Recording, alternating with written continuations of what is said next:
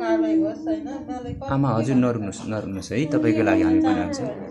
हजुर, केन्द्रीय अनुसन्धान ब्युरो अपराध अनुसन्धान महाशाखाको अनुसन्धान विज्ञ टोली सहित राति 8:30 बजे पछि घटनास्थलमै रहेर अनुसन्धान गरिरहेको छ। हिजोको हजुर सम्हालिनुहोस् आमा है।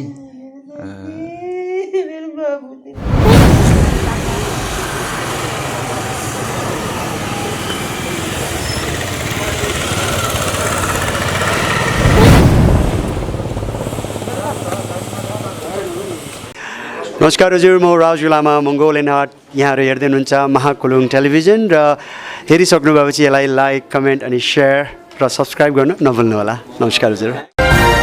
विश्वको सर्वोच्च धरातलको आवाज महाकुलुङ अनलाइन टेलिभिजन।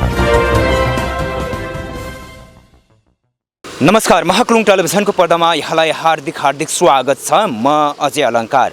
दर्शक महानुभावहरू, यतिखेर हामी मध्यपुर ठिमी नगरपालिका वडा नम्बर 9 मा आइपुगेका छौँ, जहाँ चाहिँ अत्यन्तै एउटा कहाली लाग्दो दर्दनाक घटना घटेको छ। साँच्चै भन्नुपर्दाखेरि 2057 सालमा राजा वीरेन्द्रको मात्रै यस्तो घटना भएको हामीले पाएका थियौँ। एउटै परिवारमा भएभरका सन्तानहरू सर्वनाश बनाउने हिसाबले यो घटना घटाइएको हो या घटेको हो। यसको पुष्ट समाचार भने आउन बाँकी नै रहेको छ र पुलिस प्रशासनले सूक्ष्म ढङ्गले प्रारम्भिक चरणको अनुसन्धान थाल्नु भएको छ। र विशेष गरेर हिजो बेलुकीको लगभग 4 बजेको अवस्थामा गनाइरहेको अवस्थामा सब फेला परेको थियो। 36 वर्षीय सुदीप अधिकारी जो घरपेटी हुनुहुन्थ्यो र सम्झना उहाँको मिसेस 34 वर्षीय र 15 वर्षीय सुशान्त अधिकारी जुन चाहिँ दोस्रो तलामा उहाँको श्रीमती चाहिँ दोस्रो तलामा, सुशान्त उहाँको छोरा तेस्रो तल्लामा र माथिल्लो तल्लामा यहाँले देख्न सक्नुहुन्छ यो घर 4 तलेको छ। चौथो तल्लामा चाहिँ जुन यहाँको घरपेटी सुदीप अधिकारीज्यूको चाहिँ सब गनाएको अवस्थामा फेला परेको थियो र उहाँहरूको एउटा कुकुर थियो। त्यो कुकुर पनि जुन चाहिँ दोस्रो फ्ल्याटमा चाहिँ भर्याङमा मरेको अवस्थामा अर्थात् सब गनाइरहेको अवस्थामा चाहिँ कुकुरको पनि सब फेला परेको थियो। अनि त्यसै पछाडि यो पक्कै पनि हामीले सोझै अनुमान के लगाउन सक्छौँ भने यो हत्या नै हुनुपर्छ। यो एउटा ग्रान्ड डिजाइनमा एउटा योजनाबद्ध ढङ्गले चाहिँ भएको हुनुपर्छ भन्ने हिसाबले हामी प्रस्तुत भइरहेका छौँ। तर यसरी प्रस्तुत भइरहँदाखेरि भोलि यसको जुन चाहिँ पुष्ट समाचार त पक्कै पनि पुलिस प्रशासनले, राज्य पक्षले, न्यायालयले, यहाँको चाहिँ सम्मानित न्यायाधीशहरूले चाहिँ ल्याउनु होला। तर पनि यस्ता जघन्य अपराध किन बढ्दो अवस्थामा छ? नेपालमा दिन 2 गुणा रात 4 गुणा यस्ता अपराधहरू भइरहेका छन् र नोबेल कोरोना भाइरस कोभिड-19 सँगै यतिखेर हामी कोरोना कहरसँगै छौँ। विश्व नै आक्रान्त भइरहेको छ, विश्व नै दुखिरहेको अवस्थामा विश्वभर आम मानिसहरू लाखौँको सङ्ख्यामा मरिसकेका छन् कोरोना भाइरसको कारण भने करोडौँको सङ्ख्यामा चाहिँ सङ्क्रमित अवस्थामा पनि छन्। तर विशेष गरेर यस्ता घटनाहरू घटिरहेका छन्। अब यहाँका स्थानीयहरूसँग हामी कुराकानी गर्नेछौँ, हामीसँगै रहनुहोला। हजुर प्रिय दर्शकहरू, यतिखेर हामी यो मध्य ठिमी नगरपालिका वडा नम्बर 9 निकुसेरा स्थित हामी आइपुगेका छौँ र विशेष गरेर यहाँ 4 तलाको घर यहाँले देख्न सक्नुहुन्छ। यो 4 तलाको घरमा चाहिँ चौथो फ्ल्याटमा चाहिँ जो 36 वर्षीय चाहिँ सुदीप अधिकारीज्यूको शव भेटिएको थियो भने त्यस्तै गरेर उहाँको श्रीमती 34 वर्षीय सम्झना अधिकारीको दोस्रो तल्लामा ओछ्यानमा चाहिँ सब भेटिएको थियो भने तेस्रो तल्लामा चाहिँ उहाँको छोरा 15 वर्षीय छोरा सुशान्तको शव चाहिँ भेटिएको थियो। र विशेष गरेर जुन तीनैजनाको चाहिँ यो जुन हत्या गरेको अवस्थामा चाहिँ हिजो बेलुकी शव फेला परेको थियो र शव चाहिँ गनाइरहेको अवस्थामा भेटिएको थियो र महानगरीय प्रहरी वृत्त ठिमीदेखि करिब 700 मिटर पर निकुसेराबाट सिन्टिटा जाने सडकमा रहेको 4 तले घरमा कुकुर सहित नै यो जुन चाहिँ 3 जनाको परिवारको चाहिँ हत्या गरेको अवस्थामा चाहिँ शव फेला परेको छ र विशेष गरेर उहाँहरूको शव चाहिँ गनाइरहेको अवस्थामा थियो भने आफ्नै घरको चौथो तलाको भान्साबाट कौसीमा निस्कने ठाउँमा चाहिँ 36 वर्षीय सुदीप अधिकारी र दोस्रो तलामा दोस्रो तलाको ओछ्यानमा चाहिँ श्रीमती 34 वर्षीय सम्झना र तेस्रो तलाको कोठाको ओछ्यानमा चाहिँ 15 वर्षीय सुशान्तको शव चाहिँ रहेको महानगरी प्रहरी वृत्त ठिमीका प्रहरी नायब उपरीक्षक ऋषिराम कडेलले जानकारी हामीलाई दिइसक्नु भएको छ र हिजो नै उहाँहरूको पोस्टमार्टमको लागि चाहिँ हस्पिटल लगेको छ र दोस्रो तलाको भर्याङ नजिकै कुकुर समेत रहेको कुकुर समेत चाहिँ जुन दोस्रो तला यहाँले घरको दोस्रो तला देख्न सक्नुहुन्छ दोस्रो तलाको भर्याङमा चाहिँ कुकुर समेत मरेको अवस्थामा चाहिँ भेटिएको चाहिँ हामीलाई जानकारी प्राप्त भएको छ र विशेष गरी हिजो बेलुकीको करिब 4 बजेतिर बेलुकाको 4 बजेतिर चाहिँ मृतकका भाइ सुनिल अधिकारीले दाजुको घरमा आइपुग्दाखेरि सुनिल अधिकारी जुन उहाँको मृतकको भाइ हुनुहुन्थ्यो उहाँ चाहिँ दाजुको घरमा आइपुग्दाखेरि चाहिँ जुन घरको दोस्रो तल्लामा कुकुर र सम्झनाको शव तेस्रो तल्लामा सुशान्त तथा माथिल्लो तल्लामा सुदीपको शव फेला परेको प्रहरीलाई खबर गरेका थिए र विशेष गरेर मृतकका भाइ सुदीपका अनुसार घरको पहिलो तल्लादेखि माथिका सबै तलाको ढोकामा चुकुल नलगाएको अवस्थामा थियो। दर्शक महानुभावहरू मृतकको जुन भाइका अनुसार चाहिँ घरको पहिलो तल्लादेखि नै सबै तल्लामा चाहिँ ढोकाको चुकुल चाहिँ नलगाएको अवस्थामा चाहिँ फेला परेको थियो भने मृतकको घरसँगै बस्ने लक्ष्मी लामाले 3 दिनदेखि उक्त घरका परिवार बाहिर ननिस्किएको जानकारी पनि दिइसक्नु भएको छ।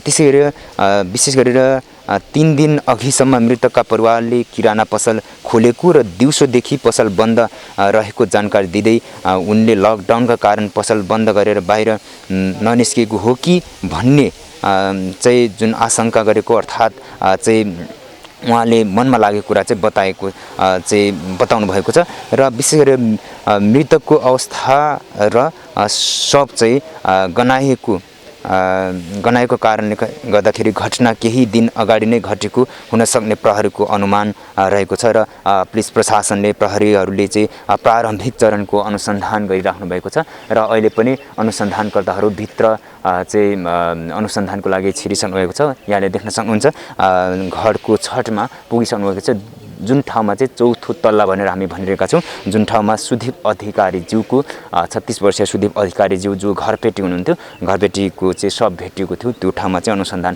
गरिराख्नु भएको छ र विशेष गरेर घटनास्थललाई प्रहरीले नियन्त्रणमा लिएर अनुसन्धान सुरु गरिसकेको छ। हिजैबाट प्रहरीको केन्द्रीय अनुसन्धान ब्युरो अपराध अनुसन्धान महाशाखाको अनुसन्धान विज्ञ टोली सहित राति 8:30 बजे पछि घटनास्थलमै रहेर अनुसन्धान गरिरहेको छ।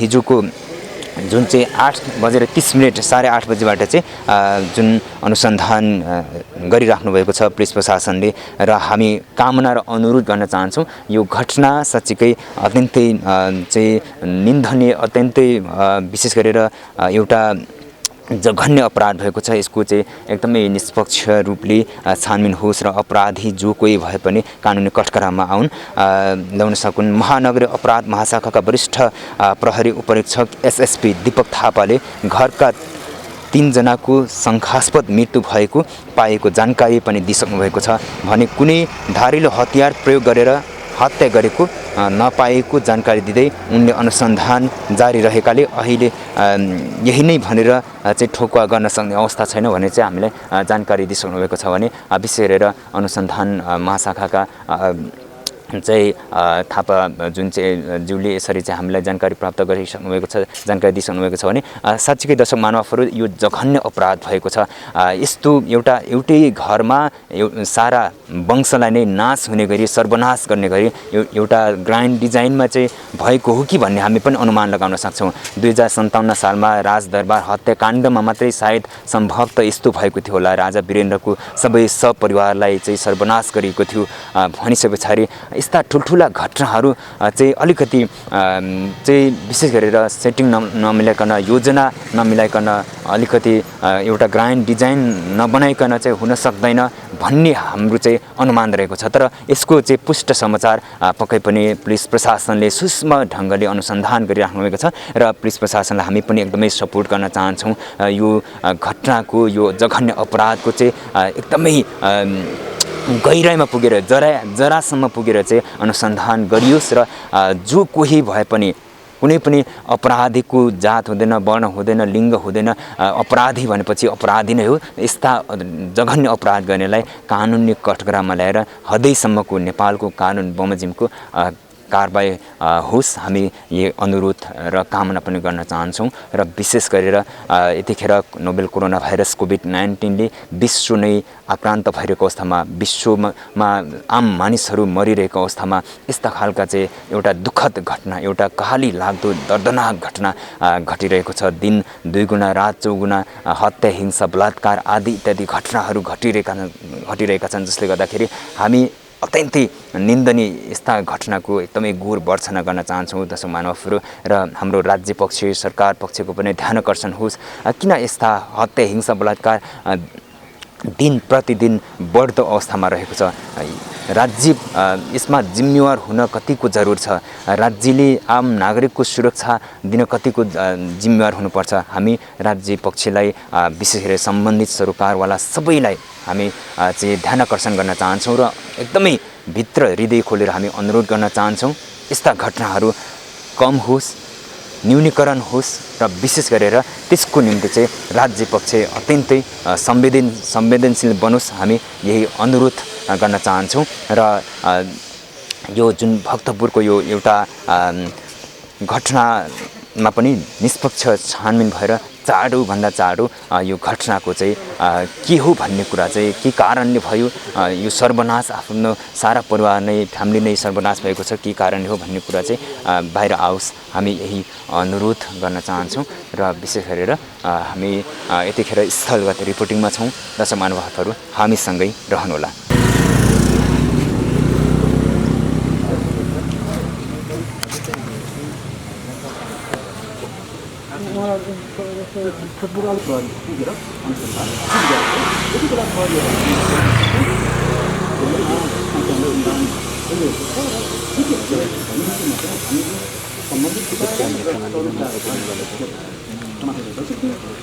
शुक्रबार साँझ भक्तपुरको मध्यपूर्व नगरपालिकाले 9 सुशीलाका श्री अधिकारी, उनको संरक्षण सुशीला अधिकारी र छोरा सुशान्तको शव मृत फेला परेको एउटा कुकुर पनि मरेको अवस्थामा भेटिएको महानगरीय प्रहरी महाशाखाका प्रमुख जानकारी दिनुभयो। उक्त जानकारी प्राप्त गर्न हामी सोही स्थानमा आएर समक्ष जानकारी दिन खोजिरहेका छौँ। प्रहरीका अनुसार यो दिन पहिलो नै घटना भएको देखिन्छ।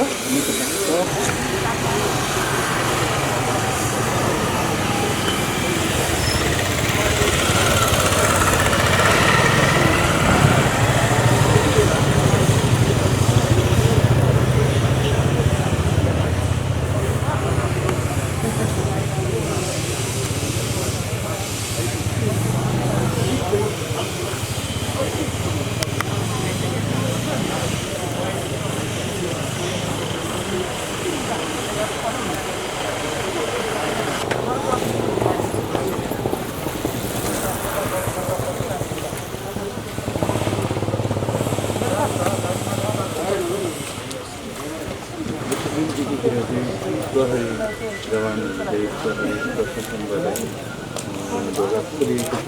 ढोका चाहिँ हिजो साँझ चाहिँ तिनजना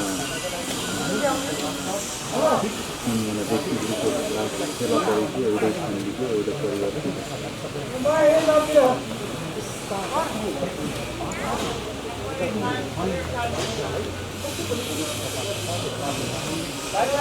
दर्शकबिन तपाईँले मलाई भन्नुहुन्छ कति प्रकृति घटना के हो, त्यसको विषयमा चाहिँ हामी जानकारी दिन चाहिँ गइरहेको छौँ।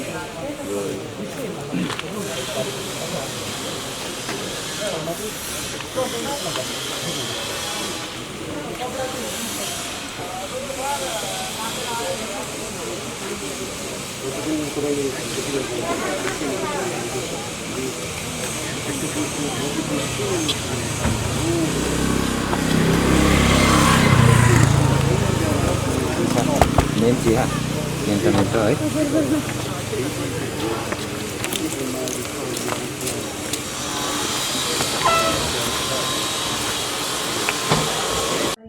हजुरको छोरा बुहारी कहिले काहीँ यसो झगडा गर्नुहुन्थ्यो मम्मी? झगडा गरेको छैन अहिलेसम्म। कस्तो माया गर्ने छोरालाई नि एक तल बटन लाउँदैन, स्वामीलाई त्यत्तिकै माया गर्ने, हजुर उसलाई नदिकन आफू नखाने, त्यस्तो माया गर्ने। हजुर यो घर चाहिँ कहिले बनाउनु भएको छोराले सुदीप अधिकारीले? निकै भइसक्यो, 6-7 वर्ष भयो। बढी भइसक्यो बाबु। बैङ्कको लोनहरू के लिनुभएको थियो? उहाँहरूलाई त्यस्तो मनमा पीर चिन्ता केही थियो? छैन। सबै बराबर राम्रो गरेर सबै तिनटै छोरालाई बराबर। अनि यो जस्तो अब दुईटा एङ्गलबाट अहिले पुलिस प्रशासनले अनुसन्धान गरिरहेको छ होइन। एउटा कुरा उहाँहरूको आफ्नै कालगतिले आफूले चाहिँ आत्महत्या भनिन्छ नि, सुसाइड गर्नुभएको कि विष खाएर भन्ने कुरा छ होइन। अर्को चाहिँ अरू अपराधीहरूले चाहिँ हत्याराहरूले मारेको हो कि भन्ने हिसाबले दुईतर्फबाट चाहिँ अनुसन्धान भइरहेको छ। तपाईँलाई के लाग्छ? छोरा लाउँ खाउँ उमेरमा 36 वर्षको हुनुहुँदो रहेछ सुदीप अधिकारी होइन। अब 34 वर्षको हजुरको बुहारी, 15 वर्षको सुशान्त नाति होइन, भर्खर यसपालि एसई दिनुभएको होइन, यसपालि पास भएको। यत्रो चाहिँ एउटा यो त राजा वीरेन्द्रको पालामा 2057 सालमा हामीले सुन्यौँ नि, त्यस्तै एउटै घरको परिवार सर्वनाश भएछ। कुकुर सुधा मरे, कुकुर सुधा 4 परिवारै गए। के लाग्छ हजुरलाई? कसैले आएर हत्या गरेको हो जस्तो लाग्छ कि उहाँहरू आफै मर्नुभएको हो जस्तो लाग्छ? केही थाहा छैन मलाई त, केही बोल्नै सकेको छैन, म केही भयो कसो भयो केही थाहा छैन। त्यो नभएको भएदेखि त्यो झ्याल ढोकाहरू तिनीहरू आफै सुसाइड गरेर रहेछ भने त त्यो झ्याल ढोका कसरी खुल्ला भयो त तिनीहरूको? हजुर हजुर हजुर मैले बेलुका 5 बजी थाहा पाएको, मान्छे तपाईँहरूबाट आएको हो होइन। हजुर हजुर हजुर मलाई रातभरि निद्रा पनि लागेको छैन, मलाई त्यही भाइको याद आइरहेछ। हुन्छ, भनेपछि यो हत्या नै हो भन्नुहुन्छ? हत्या नै हो 100%। तपाईँहरू भनेपछि राज्य पक्षले, पुलिस प्रशासनले निष्पक्ष छानबिन अनुसन्धान गरिदियोस् भन्ने चाहनुहुन्छ होइन? अनि जो कोही भए पनि अपराधीको जात हुँदैन, वर्ण हुँदैन, लिङ्ग हुँदैन होइन। अपराधी भनेपछि अपराधी नै हो, उनीहरूलाई कडाभन्दा कडा सजाय हुनु पर्यो होइन आमा? आमालाई पनि के हत्या नै हो जस्तो लाग्छ? हत्या नै हो जस्तो लाग्छ। अब हो नि, अब होला, अब त्यसरी त्यस्तो भएको छ। त्यहाँ नातिको जुन शव भेटेको थियो त्यसमा चाहिँ रगत पनि थियो भन्ने आयो, आमाले सुन्नुभएको छ? त्यस्तै सुनिन्छ हजुर, अब के थाहा मलाई। अनि यो जुन चाहिँ धर्म मन्दिरतिर जाँदाखेरि त्यो के राधे राधेहरू लेखेको के हुन्छ नि, त्यस्तो ओढाइदिएको थियो अरे हो आमा? त्यस्तो नि भन्छन् त्यहाँ जानेहरूले। हजुर, कतिजनालाई ओढाइदिएको थियो अरे? त्यस्तो नि भन्छन्। अब आफू त म त जानु छिर्न दिएन, तिमी बेहोस भइहाल्नु म त हेरेर। ए हुन्छ, हस् हुन्छ, थ्याङ्क यू आमा है। त्यसरी हुन्छ हजुरहरूले मेरो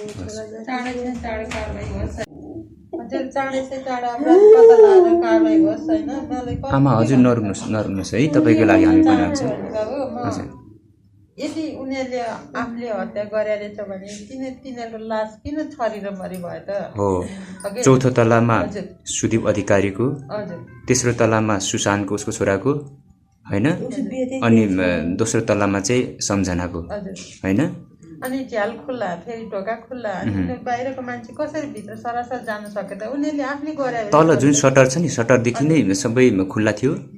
सटर बन्द छ, सटरको उतापट्टि ढोका छ नि, ढोका, मेन गेट, मेन ढोका पनि खुल्लै थियो? थिएन रे, खुल्ला थिएन? बाहिरबाट लाग्थ्यो कि भित्रबाट? ढोका थिएन रे, खोइ अलिकति होर मात्रै थियो भन्थ्यो मेरो बुहारी। चाबी चाहिँ लागेको छैन? मान्छे तरकारी खानु लाग्यो भनेर तरकारी मैले यता पनि ल्याएँ, पठाएँ, उता छोरालाई पनि ल्याउँदै 1 किलो भनेर। अनि कान्छी बुहारीलाई र कान्छी छोरालाई लिनु पठाइकन, अनि कान्छी छोरो र कान्छी बुहारीले फेरि ल्याएर दिदी भन्दै माथि उक्लिँदाखेरि दिदी पनि छैन, दाइ पनि छैन, उता एकैचोटि निसासेर कसरी मेरो बुहारी थला पऱ्यो, त्यो मरिन त्यहाँ मेरो कान्छी बुहारी। हस् हुन्छ आमा, मात्रै भएको हजुर, केही थाहा छैन। त्यो हुनसम्म घटना भयो मेरो। हजुर, के भएको भन्ने मेरो त्यस्तो, मेरो 14 वर्षको नाति, यस्तो घटना होला भन्ने मनमा थिएन मलाई। कसरी हुन्छ हजुरहरूले सहयोग गरिदिनु होला। हस् हुन्छ। मेरो छोरा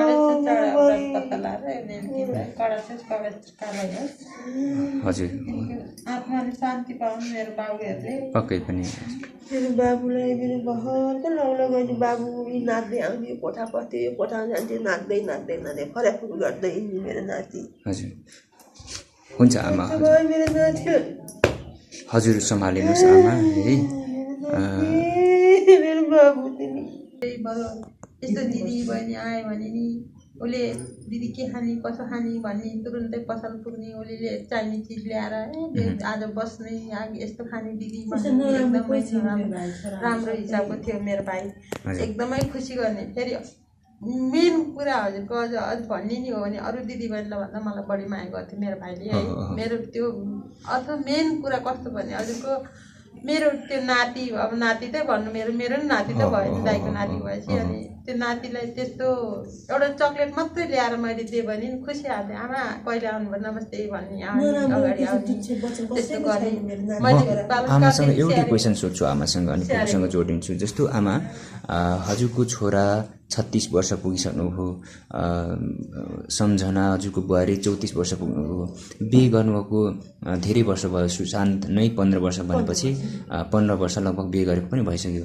उहाँहरूको बिचमा केही झैझगडा थियो बुढाबुढीमा छैन अनि उहाँहरूको जस्तो घर बनाइदिनु छ होइन घर छ घर त्यहाँ अब 4 तलेको छ त्यो 4 तलेको घर बनाउँदाखेरि केही बैंकको लोन सोन लिएको छैन अब भनेपछि त्यसो तपाईहरूको चाहिँ अन्दाज होइन हामीले नजर अन्दाज गर्न सक्छौँ होइन फुपू तपाईँको अनुमान चाहिँ हत्या नै हो उहाँहरू कुनै पनि मनमा पीर चिन्ता भएर सुसाइड गरेको आत्महत्या गरेको चाहिँ होइन होइन आमा अनि तपाईँहरूको जस्तो आमा उहाँको अब यो जघन्य अपराध हुनलाई त उहाँहरूको चाहिँ के हुन्छ भने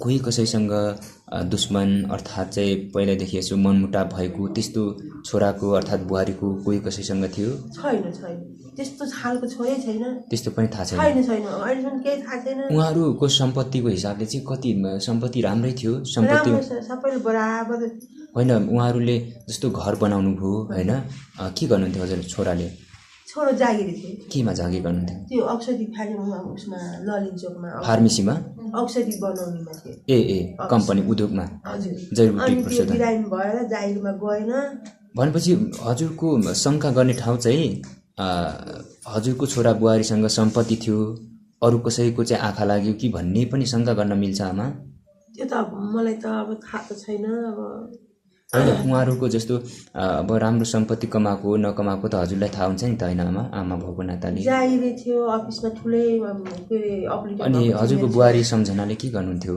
सम्झना घरमै दृष्टि गरी बस्थ्यो ए भनेपछि छोराको जागिर चाहिँ राम्रै थियो राम्रो थियो जागिर राम्रो थियो अपरेटर भइसकेको थियो अनि बिरामी भयो भनेपछि एउटा कुरा नि आमा जस्तो मान्छेले हत्या गर्नुको पछाडि पनि केही न केही स्वार्थ हुन्छ कि होइन कि उसको सम्पत्ति खान पाऊँ भन्ने हिसाबले होइन गरेको हुन्छ कि एउटा न एउटा कारण बिना त आत्महत्या पनि गर्दैनन् र हत्या पनि गर्दैनन् सबले त्यस्तो नराम्रो वचन त मलाई अहिलेसम्म थाहा छैन बाबु थाहा छैन नभएको कुरो मलाई थाहा छैन त्यहाँ छिमेकीहरूसँग सबैसँग मिलेर बस्नु कसैसित बाँध्ने जुन्ने बाहिर निस्किन्थेन जाडक्सी खानुहुन्थ्यो हजुरको छोराले जहाँ रहेछ खान्थ्यो पहिला खाएर कस्तो हेबिट गर्नुहुन्थ्यो व्यवहार कस्तो खाएर खान्थ्यो खाएपछि अब त्यही झगडा गर्नुहुन्थेन हजुर अब यसो बाहिरतिर यसो बस्थ्यो हिँड्थ्यो अनि आएर घरमा बस्थ्यो झगडा चाहिँ गर्नु स्वामी छोरीलाई केही गर्न्थेन